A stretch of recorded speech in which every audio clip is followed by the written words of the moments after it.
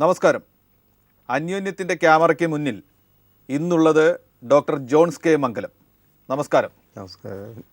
Doctor John's K മംഗലം എന്നൊക്കെ പറയുന്നതിനേക്കാൾ Johnson എന്ന പേരിൽ കുടിയൻ്റെ കുമ്പസാരം എന്ന പുസ്തകം, അറിഞ്ഞുകൊണ്ട് കുടി നിർത്താം എന്ന പുസ്തകം ഒക്കെ എഴുതിയ ആൾ എന്ന് പരിചയപ്പെടുത്തുന്നതായിരിക്കും.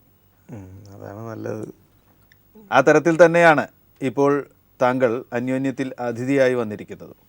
ഇപ്പോൾ കേരളത്തിൽ ഒരു തെരഞ്ഞെടുപ്പ് നടക്കാൻ പോവുകയാണ്. തെരഞ്ഞെടുപ്പിൽ ഒട്ടേറെ വിഷയങ്ങൾ ചർച്ച ചെയ്യുന്നുണ്ടെങ്കിലും അതിലൊരു വിഷയം മദ്യമാണ്. മദ്യനിരോധനം, മദ്യവ്യാപനം കുറയ്ക്കൽ, മദ്യവർജനം, ഇതൊക്കെ വീണ്ടും ചർച്ചാ വിഷയമായിരിക്കുന്നു. ഈ വാക്കുകളെക്കുറിച്ച് താങ്കളുടെ അഭിപ്രായം, ജോൺസന്റെ അഭിപ്രായം രേഖപ്പെടുത്തിക്കൊണ്ട് നമുക്ക് ആദ്യം ആരംഭിക്കാം.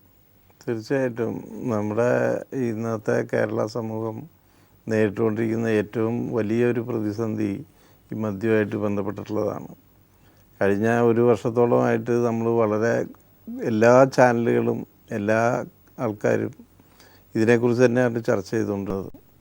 പക്ഷേ എനിക്ക് തോന്നിയിട്ടുള്ള ചില കാര്യങ്ങൾ, നമ്മൾ ഈ പ്രശ്നത്തിൻ്റെ ഗുരുതരാവസ്ഥ ഇതുവരെ വേണ്ടത്ര മനസ്സിലാക്കിയിട്ടില്ല എന്ന് തന്നെയല്ല, ഇതിൻ്റെ റൂട്ട് കോസ് എന്താണെന്നോ ഇതെങ്ങനെ നമുക്ക് കൺട്രോൾ ചെയ്യാൻ പറ്റും എന്നുള്ളതിനെക്കുറിച്ചോ ആഴത്തിലുള്ളൊരു പഠനം നടന്നിട്ടില്ല എന്നാണ് എൻ്റെ ഒരു വിശ്വാസം.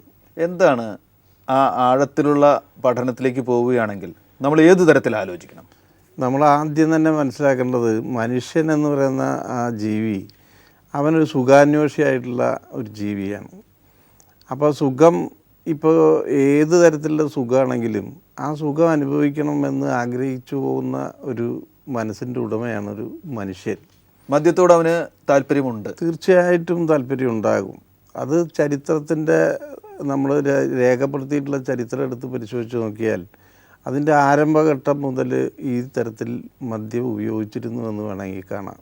തീർച്ചയായിട്ടും അങ്ങനെയാണ്. അപ്പോൾ മദ്യമില്ലാത്തൊരു സമൂഹം അത് നമുക്ക് ആലോചിക്കാൻ പറ്റില്ലേ? ഒരിക്കലും അങ്ങനെ ആലോചിക്കേണ്ട ആവശ്യമില്ല. മദ്യപിക്കുന്ന ഒരു പാപമായിട്ട് ഞാൻ വിചാരിക്കുന്നില്ല.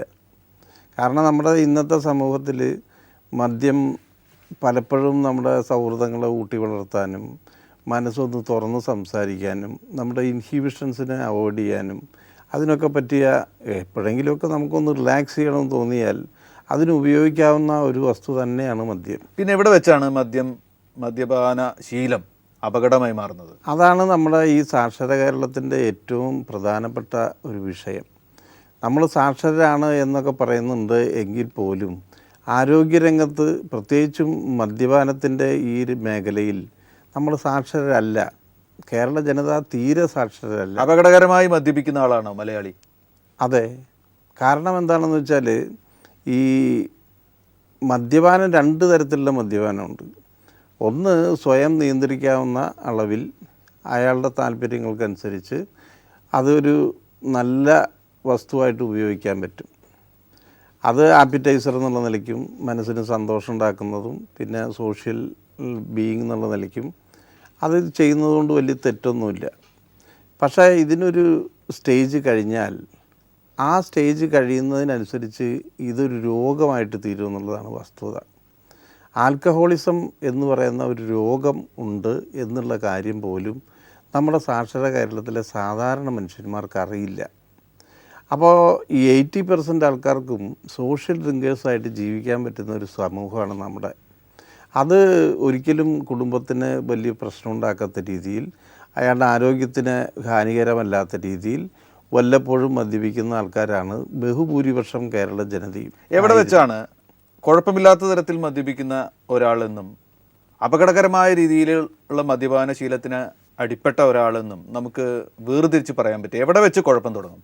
അത് കൃത്യമായിട്ട് നമുക്കങ്ങനെ രണ്ട് കമ്പാർട്ട്മെൻറ്റായിട്ട് തിരിക്കാൻ പറ്റില്ല. പക്ഷേ എങ്കിൽ പോലും തലേ ദിവസം മദ്യപിക്കുക, പിറ്റേ ദിവസം അതിൻ്റെ ഹാങ് ഓവർ എന്ന് പറയുന്ന ഒരവസ്ഥയുണ്ട്. ആ അവസ്ഥയിൽ വീണ്ടും ഒരു പെഗ്ഗടിച്ചാലേ എനിക്ക് നോർമൽസിയിലെത്താൻ പറ്റൂ എന്ന് തോന്നുന്ന അവസ്ഥ, ആ ഒരു അവസ്ഥയിലെത്തിയാൽ ഏകദേശം അയാൾ രോഗിയായിട്ടുണ്ട് എന്നാണ് മനസ്സിലാക്കേണ്ടത്.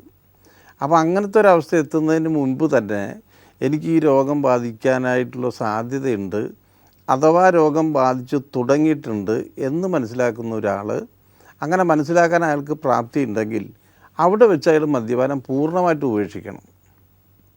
അങ്ങനെയാണെങ്കിൽ അപ്പോൾ മദ്യപനെ അപകടകരമായി മദ്യപിക്കുന്ന ആള് അതെ താനൊരു രോഗിയാണ് എന്ന് ബോധ്യപ്പെടുത്തുകയാണോ അതാണ് താങ്കളൊക്കെ ചെയ്യുന്നത്? അതെ അതെ അതെ. പക്ഷേ ഇതിന് ചില തടസ്സങ്ങളുണ്ട്. എന്താണെന്ന് വെച്ചാൽ മദ്യാസക്തി എന്ന് പറയുന്ന ഈ രോഗത്തിൻ്റെ 2 ലക്ഷണങ്ങളാണ് ഞങ്ങൾ കുറേ വർഷങ്ങളുടെ അനുഭവത്തിൻ്റെ അടിസ്ഥാനത്തിൽ കണ്ടെത്താൻ പറ്റിയിട്ടുള്ളത്. ഒന്ന്, ഭയങ്കരമായിട്ടുള്ള ഈഗോയിസാണ് ഇവർക്കുണ്ടാവുക. അപ്പോൾ ഞാനാരാ മോൻ അങ്ങനത്തെ ഒരു ഭാവത്തിലേക്ക് ഇവർ കിടക്കുക. ആ ഒരു ഭാവത്തിലെത്തിക്കഴിഞ്ഞാൽ അയാൾ ലോകത്ത് ആര് പറഞ്ഞാലും അതിന് വിപരീതമായിട്ട് ചെയ്യണം എന്ന് ആഗ്രഹിക്കുന്ന ഒരു മാനസികാവസ്ഥ അയാൾക്ക് ഉണ്ടാവുകയാണ് ഈ രോഗത്തിൻ്റെ ഭാഗമായിട്ട്.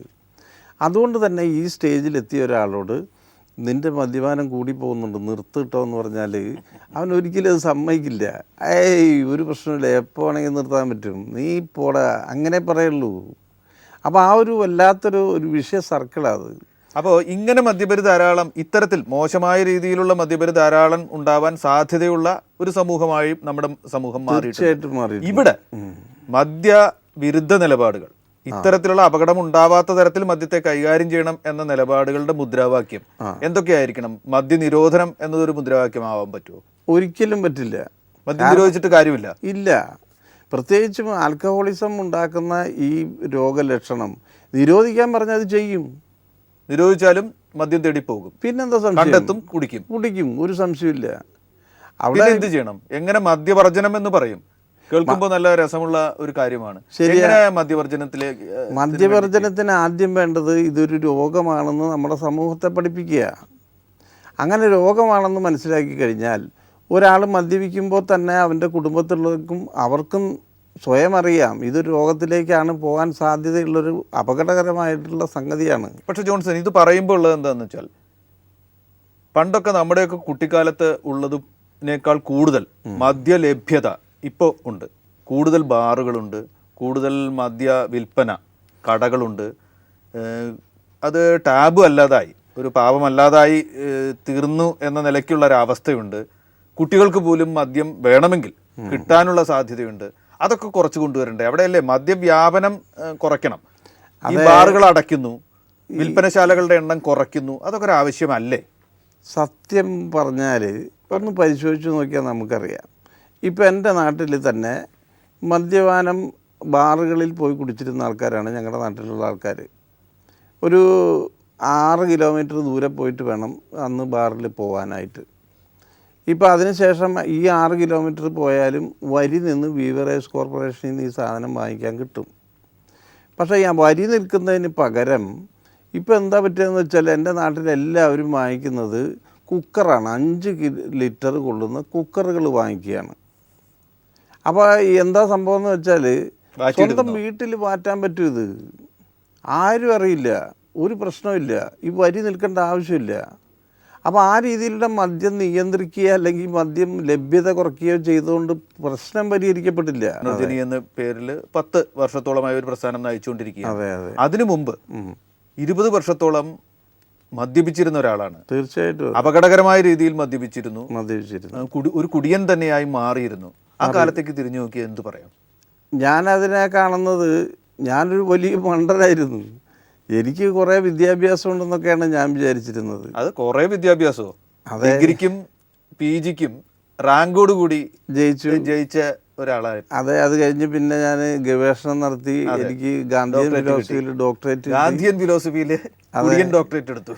അതേസമയം ഞാൻ അന്ന് കാലത്ത് അതിനെ കണ്ടിരുന്നത് നാടനടിക്കും നാട് നന്നാക്കൂ എന്ന് ഗാന്ധിയുടെ സ്വദേശി മുദ്രാവാക്യം മധ്യമേഖലയിലേക്ക് ഒന്ന് തർജ്ജമ ചെയ്തു. അങ്ങനെയാണ് നാട് നന്നാക്കൂ, അങ്ങനെയാണ് അതിനെ ന്യായീകരിച്ചത്. അതെ, അതിനെ ന്യായീകരിക്കുകയായിരുന്നത്.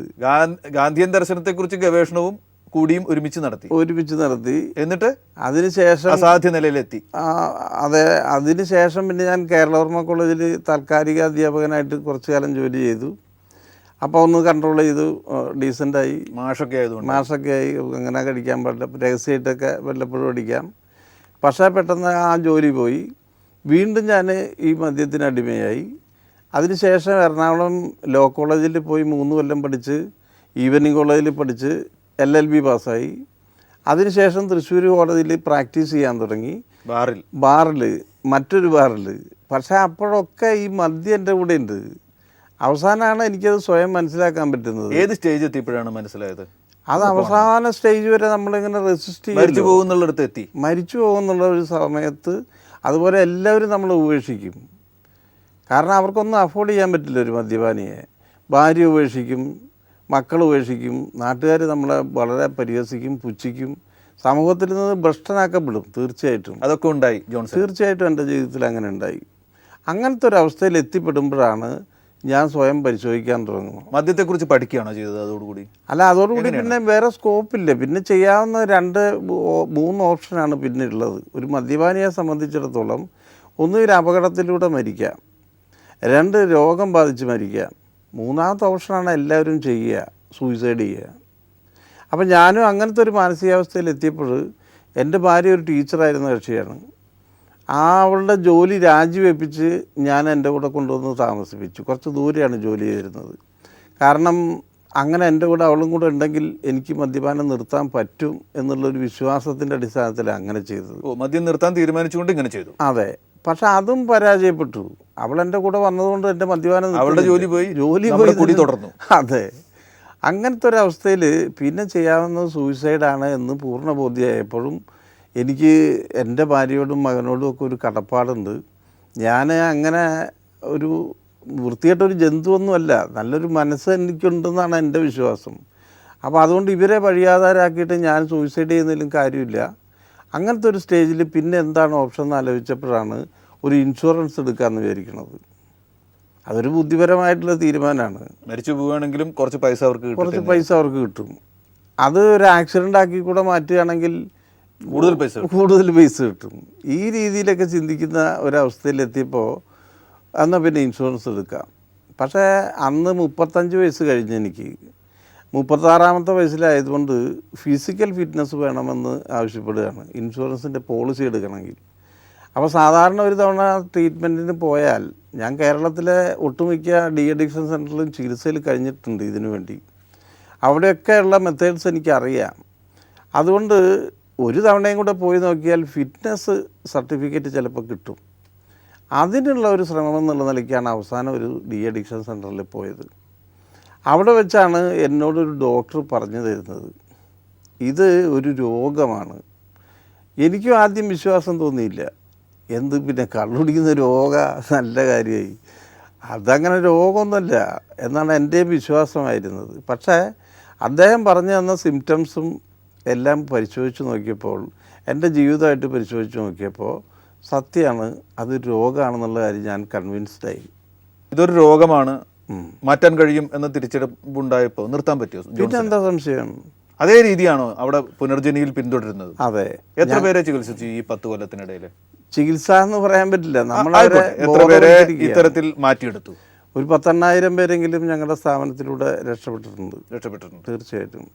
ഈ അഡിക്ഷൻ എന്ന് പറയുന്ന മേഖലയിൽ പലതരത്തിലുള്ള ആൾക്കാരുണ്ട്. കുടിയനറിയാതെ കുടി നിർത്താം, ചില പൊടി കലക്കി കൊടുത്താൽ കുടി നിർത്താം എന്നൊക്കെ പറയുന്നത്, അതൊക്കെ എത്രമാത്രം ആശ്രയിക്കാവുന്നതാണ്?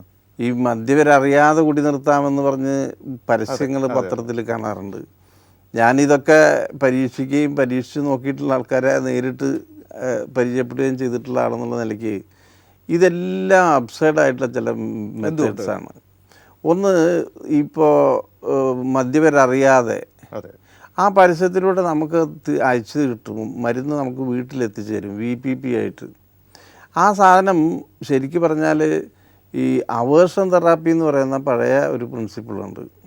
നമ്മുടെ ശരീരത്തിൽ ഈ ആൽക്കഹോളിന് എഗെയിൻസ്റ്റായിട്ട്, ആൽക്കഹോൾ ചെന്നാൽ റിയാക്ട് ചെയ്യാൻ സാധ്യതയുള്ള ചില മരുന്നുകൾ, ആ മരുന്നുകളാണ് നമ്മൾ കഴിക്കുന്നത്. അത് പൊടിയുടെ രൂപത്തിലായാലും ഇഞ്ചക്ഷൻ്റെ രൂപത്തിലായാലും ഇത്തരം മരുന്നുകൾ നമ്മൾ ശരീരത്തിൽ എത്തിപ്പെട്ട് കഴിഞ്ഞാൽ ഒരു പീരീഡ് വരേക്കും ആ സമയത്ത് മദ്യപിച്ചാൽ തീർച്ചയായിട്ടും ഇയാൾക്ക് റിയാക്ഷൻസ് ഉണ്ടാവും. അപ്പോൾ മേലാകെ ചൊറിച്ചിൽ വരിക, കണ്ണ് ചുമക്കുക, ശ്വാസം മുട്ടുക, ഇത്തരത്തിലുള്ള സിംറ്റംസ് ഉണ്ടാകുമ്പോൾ ഇതിന് കാരണം എന്താണെന്ന് മനസ്സിലാവില്ല. ഇയാൾ കഴിച്ചുകൊണ്ടിരിക്കുന്ന മരുന്ന് മൂലമാണ് ഈ റിയാക്ഷൻസ് ഉണ്ടാകുന്നതെങ്കിൽ പോലും ഇനി കഴിക്കാൻ പറ്റില്ല എന്നുള്ളൊരു പേടി ഉണ്ടാവും. ആ പേടിയുടെ അടിസ്ഥാനത്തിൽ ഇവർ മദ്യപാനം നിർത്തുമെന്നാണ് ഈ പറഞ്ഞ തിയറീസൊക്കെ പറയുന്നത്. അല്ല, അങ്ങനെ നിർത്തുന്നില്ലേ? ഇത് കഴിക്കുന്നവരൊക്കെ വിജയിക്കുന്നുണ്ടോ? വളരെ അപൂർവം പേര് മാത്രമേ അത്തരത്തിൽ രക്ഷപ്പെടുള്ളൂ. ബാക്കിയുള്ളവർ പിന്നെ എന്ത് ചെയ്യും? കുറച്ച് കഴിഞ്ഞാൽ കുറച്ച് കഴിഞ്ഞാൽ വീണ്ടും ഒന്ന് ടെസ്റ്റ് ചെയ്ത് നോക്കും, ഒരു ബഗ് അടിച്ച് നോക്കും. അപ്പോൾ ഇത് ഒരാഴ്ച 2 ആഴ്ച ഇതിന്റെ ഇഫക്റ്റ് അത്രേ നിൽക്കൂ. അത്രേ ഉള്ളൂ. ഇപ്പോഴത്തെ സർക്കാർ ഒരുപാട് ബാറുകൾ, അതൊരു പ്രത്യേക രാഷ്ട്രീയ സാഹചര്യത്തിലാണ് എങ്കിൽ പോലും ഒരുപാട് ബാറുകൾ അടച്ചിട്ടു. അതുപോലെ തന്നെ വിൽപ്പന കേന്ദ്രങ്ങൾ കുറച്ചു. അതിന്റെ കൂടെ തന്നെ ലഹരി ബാധിതരെ ലഹരി വിമുക്തരാക്കുന്ന പദ്ധതികൾ ഉണ്ടാവും എന്ന് പറഞ്ഞു. ആ ഭാഗം, മദ്യപാന രോഗികളെ അതിൽ നിന്ന് വിമുക്തരാക്കാനുള്ള ഭാഗം നമ്മുടെ നാട്ടിൽ ശരിയായി അഡ്രസ്സ് ചെയ്യപ്പെടുന്നുണ്ടോ? ഒരിക്കലും ഇല്ല. എന്താണ് അവിടെ നടക്കേണ്ടത് ആ മേഖലയിൽ? അവിടെ ആദ്യം നമ്മുടെ പരസ്യങ്ങൾ എടുത്ത് നോക്കുക. കേരള സർക്കാരിൻ്റെ തന്നെ ഖജനാവിൽ നിന്ന് പൈസ മുടക്കി ചെയ്യുന്ന പരസ്യങ്ങളെടുത്ത് പരിശോധിച്ച് നോക്കിയാൽ മദ്യപാനം ആരോഗ്യത്തിന് ഹാനികരം, ശരിയാണ്. അതേസമയം മദ്യപാനം ഒരു കുടുംബ രോഗമാണ് എന്നാണ് ഈ സന്ദേശം പ്രചരിപ്പിക്കുന്നതെങ്കിൽ ഇതൊരു രോഗമാണെന്നൊന്ന് മനസ്സിലാക്കി ആ വ്യക്തിയുടെ മാത്രമല്ല കുടുംബത്തിന് തന്നെ ബാധിച്ച രോഗമായിട്ട് തീർച്ചയായിട്ടും. എന്താണെന്ന് വെച്ചാൽ ഒരു വീട്ടിൽ ഒരു മദ്യപാനി ഉണ്ടെങ്കിൽ അത് ആ കുടുംബത്തിലുള്ള എല്ലാവരെയും ബാധിക്കും. അതുകൊണ്ടാണ് ഞങ്ങളുടെ സെൻറ്ററിൽ എല്ലാവരും വരണം. ഫാമിലി മെമ്പേഴ്സിനെ ഞങ്ങളില്ലാതെ അവിടെ ട്രീറ്റ്മെൻറ്റ് ഇല്ല. അപ്പോൾ കാരണം ഭാര്യ എത്രയോ കാലമായിട്ട് ഇയാളെ സഹിച്ചുകൊണ്ടിരിക്കുകയാണ്. ഇയാൾക്ക് ഇങ്ങനെ ഒരു രോഗമാണെന്ന് ആ സ്ത്രീക്ക് മനസ്സിലായിട്ടില്ല. അതുകൊണ്ട് തന്നെ അയാളുടെ വെറുപ്പും വൈരാഗ്യമൊക്കെ ആയിരിക്കും ഉണ്ടാകുക. രോഗിയെ കാണുന്ന പോലെ കാണേണ്ടതുണ്ട്. അതെ, അവർക്ക് എപ്പോഴും സിമ്പതിയും സ്നേഹവും അഫക്ഷനും കെയറും ഒക്കെ കൊടുക്കുകയാണ് വേണ്ടത്.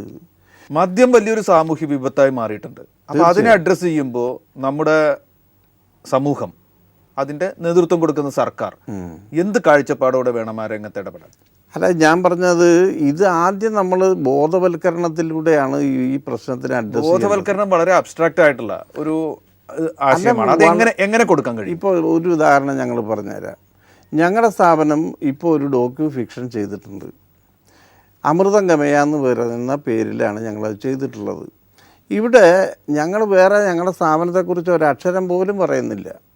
ആകെ ഞങ്ങളതിലൂടെ ഒരു സന്ദേശം കേരള ജനതയെ ബോധിപ്പിക്കാനായിട്ട് ഞങ്ങൾ ചെയ്തിട്ടുള്ളത് ആൽക്കഹോളിസം എന്ന് പറയുന്ന ഒരു രോഗമുണ്ട്, അതൊരു കുടുംബ രോഗമാണ് എന്ന് മാത്രം പ്രചരിപ്പിക്കുകയാണ് ചെയ്തത്. അത് പ്രചരിപ്പിക്കലാണ് സത്യത്തിൽ ബോധവൽക്കരണത്തിൻ്റെ അടിസ്ഥാനമാവേണ്ടത്. അതെ, അങ്ങനെയാണെങ്കിൽ നമുക്ക് മനസ്സിലാവും ഇയാൾ ഈ പറഞ്ഞ സോഷ്യൽ ഡ്രിങ്കർ എന്നുള്ള സ്റ്റേജിൽ നിന്നും അടുത്ത സ്റ്റേജിലേക്ക് മാറിയിരിക്കുന്നു. അപ്പോൾ തന്നെ അയാൾക്ക് തന്നെ അറിയാം ഇതൊരു രോഗത്തിലേക്ക് എന്നെ നയിച്ചിട്ടുണ്ട്, അതുകൊണ്ട് ഞാൻ ഇവിടെ വെച്ച് നിർത്തണം. സർക്കാരിൻ്റെ ഏതെങ്കിലും ഏജൻസികൾ എവിടെയെങ്കിലും ഈ ഒരു ആശയം പങ്കിടുന്നുണ്ടോ? എവിടെയെങ്കിലും ഷെയർ ചെയ്യുന്നുണ്ടോ? ഇതുവരേക്കും ഞാൻ കണ്ടിട്ടില്ല. കഴിഞ്ഞ 10 കൊല്ലമായിട്ട് ഈ മേഖലയിൽ സജീവമായിട്ട് പ്രവർത്തിച്ചുകൊണ്ടിരിക്കുന്ന ഒരു സ്ഥാപനത്തിൻ്റെ ഒരു പ്രസ്ഥാനത്തിൻ്റെ ആളെന്നുള്ള നിലയ്ക്ക് ഇതുവരെ അത്രയിൽ ആ രീതിയിലുള്ളൊരു ശ്രമം സർക്കാരിൻ്റെ ഭാഗത്തുനിന്ന് ഉണ്ടായിട്ടില്ല. ജോൺസൺ ഈ ആശയം ഏതെങ്കിലും അധികാരികളുടെ മുമ്പിൽ എത്രയോ സ്ഥലത്ത് നമ്മൾ പ്രസൻറ്റ് ചെയ്തിട്ടുണ്ട്. ഞാനൊരു ചെറിയ കാര്യം പറയട്ടെ. നമ്മുടെ ഈ കഴിഞ്ഞ പഞ്ചായത്ത് തിരഞ്ഞെടുപ്പിന് ശേഷം കില പോലെയുള്ള നമ്മുടെ സ്ഥാപനങ്ങളുണ്ട്. അവിടെ എല്ലാ പഞ്ചായത്ത് മെമ്പർമാരെയും വിളിച്ച് എങ്ങനെയാണ് നമ്മുടെ പ്രോജക്ട്സ് ഉണ്ടാക്കേണ്ടത്, എങ്ങനെയാണ് പഞ്ചായത്ത് രാജ് നടപ്പിലാക്കേണ്ടത്, ഇതെല്ലാം പഠിപ്പിച്ചു കൊടുക്കുന്ന ട്രെയിനിങ്ങുകളുണ്ട്. ആ ട്രെയിനിങ് ക്ലാസ്സുകളിൽ ഇതൊരു സിലബസാക്കി, ഒരു സബ്ജക്റ്റാക്കി പഠിപ്പിക്കട്ടെ. ആൽക്കഹോളിസം ഒരു രോഗമാണ്, അത് കുടുംബത്തെ എങ്ങനെ ബാധിക്കുന്നു, ഇതിൽ നിന്ന് എങ്ങനെ രക്ഷപ്പെടാം, ഇത്തരം കാര്യങ്ങൾ ഒന്ന് പഠിപ്പിക്കുകയാണെങ്കിൽ എല്ലാ പഞ്ചായത്തിലെയും വാർഡ് മെമ്പർക്ക് ആ വാർഡിലുള്ള ആൽക്കഹോളിക്സ് ആരൊക്കെയാണെന്ന് തിരിച്ചറിയാൻ ഒരു ബുദ്ധിമുട്ടുമില്ല. അവരെയൊക്കെ അയാൾക്ക് തന്നെ വിമുക്തരാക്കാനും പറ്റും. അതെ, അതിന് പറ്റിയ, അയാൾക്ക് പറ്റിയില്ലെങ്കിൽ അതിന് പറ്റിയ ആരെ കൊണ്ടാണ് പറയിപ്പിക്കാൻ പറ്റുക, അയാളെ എങ്ങനെ ബോധവൽക്കരിക്കണം. തീർച്ചയായിട്ടും അങ്ങനെ ചെയ്യുകയാണെങ്കിൽ എത്ര പെട്ടെന്ന് നമ്മുടെ കേരളത്തിലെ ആൽക്കഹോളിസത്തെ കുറയ്ക്കാൻ പറ്റും, അത്തരം കുടുംബങ്ങളെ രക്ഷപ്പെടുത്താൻ പറ്റും. എന്താ അത് ചെയ്യാത്തത്? പലതവണ പരാജയപ്പെടുമെന്ന് തോന്നിയതും പിന്നീട് വിജയിച്ചതുമായ എന്തെങ്കിലും ഒരു കേസ് പറയാനുണ്ടോ ആളുകൾക്ക് അറിയാൻ വേണ്ടി? തീർച്ചയായിട്ടും പറയാൻ പറ്റും. ഇപ്പോൾ എന്നെ കാണാൻ വന്നിരുന്നു ഇപ്പോൾ ഇവിടെ, അവരുടെ ഫാമിലി ലൈഫ് തന്നെ എടുത്താൽ പറയാൻ പറ്റും. അയാളൊരു ഡ്രഗ് അഡിക്റ്റ് ആയിരുന്ന ഒരു കക്ഷിയാണ്. അതിൻ്റെ പോലും ആയിരുന്നില്ല. അതെ, അതിനുശേഷം അയാൾ അതിൻ്റെ പേരിൽ ചില കേസുകളിൽ പെട്ട് ജയിലിൽ കിടന്നിട്ടുള്ള കക്ഷിയാണ്. ആ ജയിലിൽ കിടന്ന് തിരിച്ചു വരുന്ന വഴിക്ക് അയാളെ ഇഷ്ടപ്പെട്ട ഒരു പെൺകുട്ടിയായിട്ട് യാദൃശ്യമായിട്ട് പരിചയപ്പെടുകയും ഇയാളുടെ ഒരു ഗ്ലാമറും ഒക്കെ കണ്ട് കല്യാണം കഴിക്കുകയും ചെയ്തു. അങ്ങനെ കല്യാണം കഴിച്ചതിന് ശേഷം അയാൾക്ക് നല്ല ജോലിയുണ്ട്. ആ ജോലിയിൽ വീണ്ടും പ്രവേശിക്കാൻ പറ്റി. അങ്ങനെ ഹാപ്പിയായിട്ട് ജീവിച്ചുകൊണ്ടിരിക്കുന്ന സമയത്താണ് ഈ ഡ്രഗ്സ് എല്ലാം നിർത്തി ഈ കക്ഷി ഒരു കമ്പനിസേക്ക് ഒരു ചെറിയ ഇൻസിഡൻറ്റിൽ വെച്ച് ഒരു പെഗടിച്ചതാണ് വിഷയം. അതോടുകൂടി ഈ മനുഷ്യനെ ഒരു കാര്യത്തിന് കൊള്ളില്ല. ബ്ലാക്ക് ഔട്ട് സ്റ്റേജ് എന്നൊക്കെ പറയുന്ന അവസ്ഥകളുണ്ട് കള്ളുകൂടിയുടെ ഭാഗമായിട്ട്. ഒരു വല്ലാത്ത ഊരാക്കുടുക്കിൽ പെട്ടുകിടക്കുന്ന ആ കക്ഷി അയാളാണ് നമ്മൾ അന്വേഷിച്ച് വരുന്നത്. അയാളെ എങ്ങനെ രക്ഷിക്കാനായി? അയാൾക്ക് ഈ പറയുന്ന കാര്യങ്ങൾ ആദ്യത്തെ ദിവസങ്ങളിൽ ഇയാൾക്ക് മദ്യം വീണ്ടും കൊടുക്കുകയാണ് ചെയ്യുക, വിഡ്രോവൽ പ്രോബ്ലംസിനെ ഓവർകം ചെയ്യാൻ വേണ്ടിയിട്ട്. അത് കഴിഞ്ഞാൽ അയാളെ ഒരു സ്നേഹത്തോടു കൂടി അയാളോട് സംസാരിച്ച് നോക്കി. മദ്യപാനി എന്നുള്ള നിലയ്ക്ക് അയാളെ അകറ്റി നിർത്തുന്നതിന് പകരം നമ്മുടെ നെഞ്ചോട് ചേർത്ത് അവനോട് കാര്യങ്ങൾ പറഞ്ഞു കൊടുത്ത് നോക്കിയേ. ലോകത്തൊരു മദ്യപാനിക്കും മദ്യപാനി എന്നുള്ള പേരിൽ അറിയപ്പെടാൻ ഇഷ്ടമില്ല. അവിടെ അവൻ്റെ മനസ്സിൽ ഇതെങ്ങനെയെങ്കിലും നിർത്തണം എന്ന് ആഗ്രഹമുണ്ട്. ഇയാളുടെ കാര്യത്തിൽ അയാളുടെ ഈ വിമുക്തി അതിന് എത്ര ദിവസം എടുത്തു? 21 ദിവസം. അത് മതി. ആ 21 ദിവസം കൊണ്ട് അയാൾ നിർത്തി. അയാൾക്ക് റിയലൈസേഷൻ ഉണ്ടാവണം. ഞാൻ ഫിലോസഫി പഠിച്ചിട്ടുള്ളൊരു കക്ഷിയാണ്. സെൽഫ് റിയലൈസേഷൻ എന്ന് പറയുന്നൊരു സംഭവമുണ്ട്. നമ്മളെ തന്നെ തിരിച്ചറിയുക എന്നുള്ളതാണ് അവസ്ഥ. അപ്പോൾ ഞങ്ങളവിടെ വരുന്ന ആൾക്കാർക്ക് ആദ്യത്തെ ദിവസം മദ്യം കൊടുക്കുന്നു, അയാളെ കൊണ്ട് മാക്സിമം സംസാരിപ്പിക്കുന്നു, റിയാക്ട് ചെയ്യിക്കുന്നു. അതെല്ലാം നമ്മൾ റെക്കോർഡ് ചെയ്തെടുക്കും. തന്നെയല്ല, അയാളുടെ റിയാക്ഷൻസ് എല്ലാം കണ്ടിരിക്കുന്ന ബാക്കിയുള്ള പേഷ്യൻസ് അവർ മദ്യപാനം നിർത്തിയിട്ടിരിക്കുന്ന അവസ്ഥയിൽ മദ്യപിക്കാതെ ഇയാൾ കാണിക്കുന്ന പ്രവൃത്തികൾ ഓരോന്ന് കാണുമ്പോഴും ഇതുപോലെയൊക്കെ തന്നെയല്ലേ ഞാനും ചെയ്യുക. ഈ ഒരു ചിന്ത മതി അവർക്ക് ഇനി അതിലേക്ക് പോകാതിരിക്കാനുള്ള പ്രചോദനമാകുക. അങ്ങനെ 21 ദിവസം കൊണ്ട് മദ്യം നിർത്തിയ ഇയാൾ ഇപ്പം എത്ര കൊല്ലം പിന്നിട്ടു? ഇപ്പം 4 കൊല്ലം കഴിഞ്ഞു. എന്ത് ഹാപ്പി ആയിട്ട് അവർ ജീവിക്കണത്. ആ സന്തോഷം കൊണ്ടാണ് ജോൺസൺ ഞാനിവിടെ പറഞ്ഞപ്പോൾ അവർ കാണാനെത്തിയത് കുടുംബത്തോട്. അതെ. ഇനി ഇത്തരത്തിലുള്ള അവബോധം പടരുകയും അത് ഒരുപാട് പേര് ഏറ്റെടുക്കുകയും ചെയ്താൽ കേരളത്തിൽ ഒരുപാട് കുടുംബങ്ങളിൽ ഇതുപോലെ വരുമെന്നാണ് ജോൺസൺ പറയുന്നത്. തീർച്ചയായിട്ടും. വളരെയധികം സന്തോഷം ജോൺസൺ. നന്ദി.